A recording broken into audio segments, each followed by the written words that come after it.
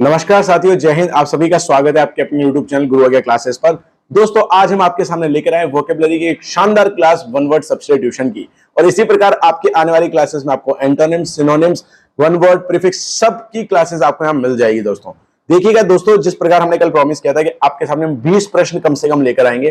दोस्तों हर एक प्रश्न से 3-4 मीनिंग आपको सीखने को मिलते हैं। तो आज की क्लास में कम से कम टारगेट मान के चलो आप 50 से 60 शब्द नए सीखने वाले हो। और ये सारे प्रश्न ऑलरेडी एग्जाम्स में आए हुए हैं, तो आप देखोगे किस प्रकार से अलग अलग एग्जाम में क्वेश्चन पूछे जाते हैं। साथ ही साथ एक प्रश्न तो ऐसा है इसके अंदर कि जो पहले एग्जाम में एलडीसी वगैरह में आया और फिर बीएसटीसी 2009 के पेपर में आया, तो वो भी आपको यहाँ पर देखने को मिलेगा। पैटर्न समझ में आएगा, सब कुछ समझ में आएगा। आइए देखिएगा, सबसे पहले मैं अगर स्टार्ट करूं, लिखा हुआ है पहला प्रश्न आपके सामने, बीइंग प्रेजेंट एवरीवेयर, मतलब जो हर जगह प्रेजेंट हो, उसे क्या कहते हैं दोस्तों?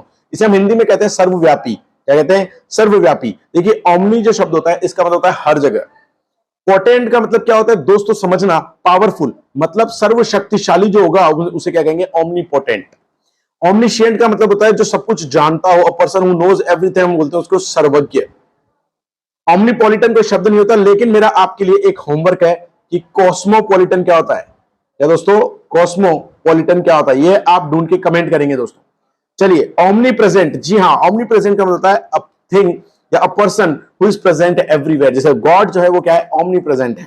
हम उसको क्या बोलेंगे? सर्वव्यापी, या सर्वत्र जो क्या हो? उपलब्ध हो। बहुत ही बढ़िया शानदार प्रश्न है दोस्तों, बहुत कम समय में गुणवत्तापूर्वक तैयारी करवाने वाला हूं मैं। सेकंड प्रश्न देखो, medicine to counteract the effect of poison, मतलब एक ऐसी दवाई जो क्या करती है? जहर के खिलाफ दी जाती है, जहर को काटने के लिए दी जाती है। देखो पहला शब्द है एंटीडोट। एंटीडोट का मतलब ये होता है दोस्तों विषहर औषधि, मतलब आपके यहां पर क्या करने वाली? जहर को खत्म करने वाली बीमारी। दूसरा है दोस्तों एंटीबॉडी, ये तो हमारी बॉडी में एक तरह के प्रोटीन होते हैं जो क्या करते हैं? बैक्टीरिया वगैरह से लड़ते हैं। सेरिकल्चर दोस्तों, सिल्क, सिल्क पालन को कहा जाता है। किसको? सिल्क पालन को कहा जाता है। अगर मधुमक्खी पालन की बात करें उसको बोलते हैं बी कीपिंग, और शहद को कलेक्ट करने की बात करें प्यारे विद्यार्थी उसको बोलते हैं एपी कल्चर। याद ध्यान से सुनना, है ना। और वहीं पर अगर मान लीजिए मैं कहूं अंगूरों की खेती की जाती है, क्या? अंगूर की खेती, तो हम उसको बोलते हैं दोस्तों विटीकल्चर। क्या बोलते हैं? विटीकल्चर। याद रख लोगे? चलो जी। ऐसे अगर मान लो मछली पालन की बात करें तो हम उसको बोलते हैं पिस्सीकल्चर। क्या बोलते हैं? पिस्सीकल्चर। और एग्रीकल्चर तो आप सभी जानते हैं, खेती। अगला देखो टैक्सीडेरी, क्या लिखा है? टैक्सीडेरी। टैक्सीडेरी जो होता है दोस्तों ये बहुत अच्छा शब्द है। इसका मतलब क्या होता है? एक इंसान जो स्किन रिलेटेड कार्य करता है, चर्म पूर्ण कार्य करता है, ठीक है, उसको बोलते हैं टैक्सीडेरी। आइए जी, चमड़े वगैरह से ना। अगले प्रश्न पर बढ़ते हैं। प्रश्न संख्या 3 लिखा है one who engaged in charitable work, एक इंसान जो कि मानव हित के लिए कार्य करता है, दूसरों के सहायता के लिए काम करता है। ये जो साइकोलॉजिस्ट होता है जो माइंड से रिलेटेड कार्य करता है, मस्तिष्क वैज्ञानिक। फिलोसोफर होता है प्यारे विद्यार्थियों दार्शनिक। और एंथ्रोपोलॉजिस्ट होता है बेसिकली क्या? जो मानव विज्ञान को समझता है। क्या? मानव विज्ञान को समझता है। और जी हां दोस्तों, फिलेंथ्रोपिस्ट होता है मानव हितैषी। कौन होता है? मानव हितैषी, जो इंसानों के बेनिफिट की काम करता है, या फिर कह सकते हो चैरिटेबल वर्क करता है। ठीक है भाई। अगला देखिए, प्रश्न संख्या 4, अमेंडमेंट, मतलब किसी चीज में बदलना, बदलाव करना। वो बदलाव या तो करेक्शन करके आ सकते हैं या किसी चीज को ऐड करने पर भी आ सकते हैं। ये पहला पोस्टपोनमेंट वाला नहीं होगा। दूसरा एडजर्नमेंट, एडजर्नमेंट का मतलब होता है किसी चीज को आगे के लिए टालना, वो भी नहीं होगा। तो तीसरा आंसर बनता है दोस्तों चेंज मेड बाय करेक्शन और एडिशन, करेक्ट आंसर। ठीक है, change made due to transference नहीं होगा। देखिएगा अगला प्रश्न, देखिए दोस्तों कॉन्फिस्केट। कॉन्फिस्केट का मतलब क्या होता है? जब्त करना।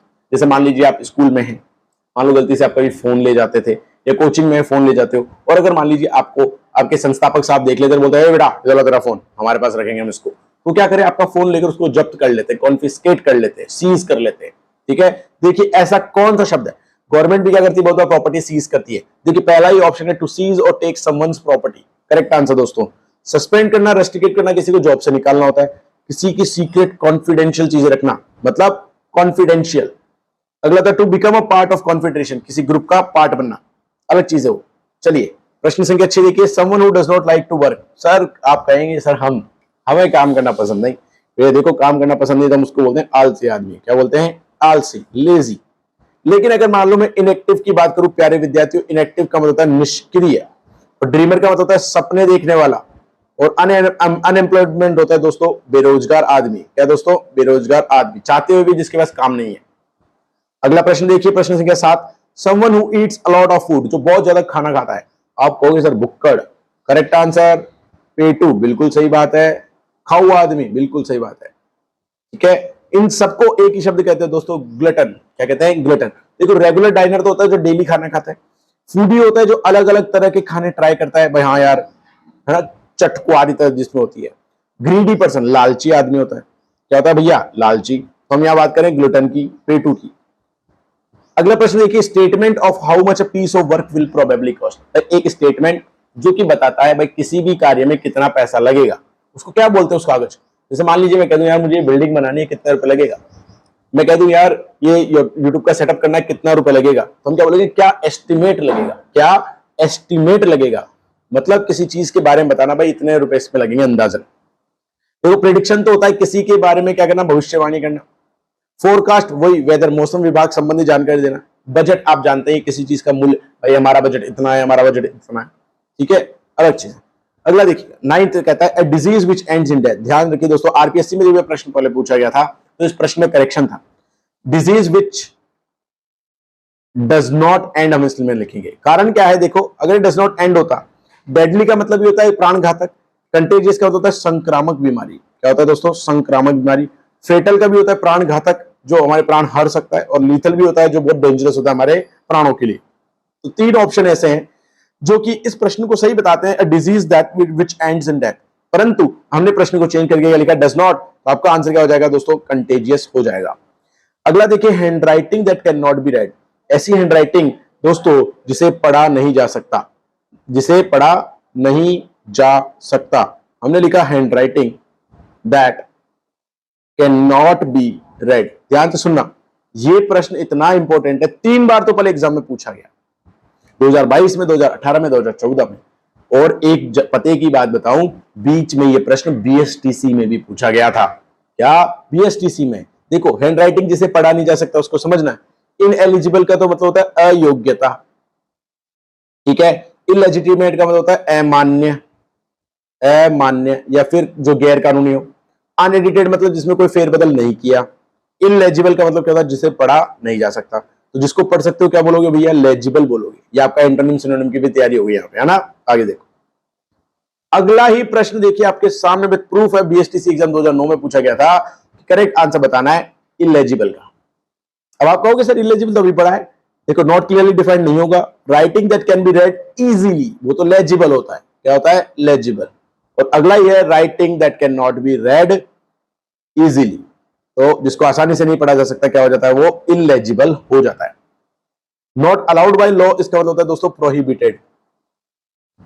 ठीक है, आओ अगले प्रश्न संख्या 12 की ओर बढ़ते हैं। एक ऐसी बिल्डिंग जहां पर एरोप्लेन वगैरह को रखा जाता है, जैसे एरोप्लेन उड़ा, दूसरी फ्लाइट है उसके बीच में, उस एरोप्लेन को थोड़ी देर रख देंगे अंदर, उसको क्या बोलते हैं? देखो बॉलीवुड तो होता है बेसिकली, जो रास्ता होता है रोड होता है, उसका जो मुख्य मार्ग होता है उसको बोलते हैं बॉलीवुड। फोर्थ स्टेट भी इसी से रिलेटेड है। डॉकयार्ड दोस्तों जो पानी के जहाज होते हैं उनको रखने की जगह कहते हैं बंदरगाह, है ना। हैंगर, जी हाँ, ऐसी जगह जहां पर एयरक्राफ्ट या एरोप्लेन को रखा जाता है। कृपया कंफ्यूज होकर इसको अपने घर का हैंगर ना समझे, कपड़े टांगने वाला ना समझे, वो नहीं है। हैंगर का मतलब होता है जहां पर एरोप्लेन को रखा जाता है। अगला प्रश्न देखिएगा, basic unit of measurement of information. Computer के अंदर जो यूनिट जो होती है, सबसे छोटी यूनिट जिससे क्या किया जाता है? इंफॉर्मेशन या स्टोरेज, इंफॉर्मेशन को स्टोरेज किया जाता है। सबसे छोटी यूनिट को दोस्तों कहते हैं बाइट, BYTE। डेटा तो होता है, कुछ भी डेटा हो सकता है। बाइट मतलब चबाना होता है, और वैल्यू मतलब किसी चीज की कीमत आंकना होता है। ठीक है, चलो जी, बाइट आंसर हो जाएगा, सबसे छोटी यूनिट होती है मेजरमेंट की। अगला प्रश्न बहुत ही शानदार, धुआंधार। किलिंग और मर्डर फॉर पॉलिटिकल रीजन, मतलब राजनीतिक हत्या। क्या दोस्तों? राजनीतिक हत्या की इसमें बात कर रहा है, तो क्या से क्या बनता है देखिएगा।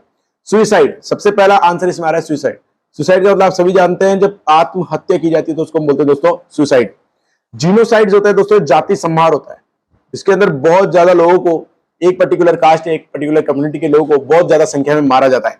आपने नाम सुना होगा इतिहास में हिटलर, ठीक है, उसने क्या किया था? ज्यूज नामक लोगों को सबको मारा था, उसको हम बोलते हैं जीनोसाइड। असैसिनेशन दोस्तों, जी हाँ, पूरा प्लानिंग करके जो मर्डर करते हैं उसको बोलते हैं राजनीतिक हत्या, असैसिनेशन।